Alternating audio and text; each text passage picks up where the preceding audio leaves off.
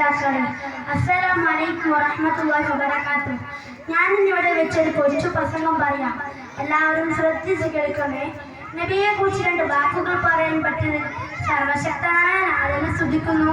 അൽഹംദുലില്ലാഹ്. ഒരിക്കൽ നബി തങ്ങൾ ദീർഘയാത്ര പോകാൻ തീരുമാനിച്ചു. തിരിച്ചു വരുമ്പോൾ തന്റെ കട്ടിൽ കിടന്നുറങ്ങുന്ന ഒരു പൂച്ചയെ കണ്ടു.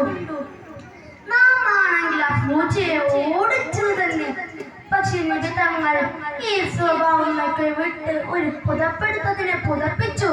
കണ്ടു നബി തങ്ങളുടെ സ്നേഹം. പിന്നെ ഒരിക്കൽ നബി തങ്ങൾ സ്ഥിരമായി നടക്കുന്ന ഒരു വഴിയുണ്ട്. അവിടെ ഒരു സ്ത്രീയുണ്ട്. ആ സ്ത്രീ നബി തങ്ങളുടെ റോസാപ്പൂ പോലുള്ള ശരീരത്തിലേക്ക് ചപ്പുചവറുകളും മറ്റും വലിച്ചെറിയുമായിരുന്നു. നബി തങ്ങൾ അത് കാര്യമാക്കാതെ ഫുള്ളും വൃത്തിയാക്കും. നാമാണെങ്കിൽ അത് അലങ്കാരം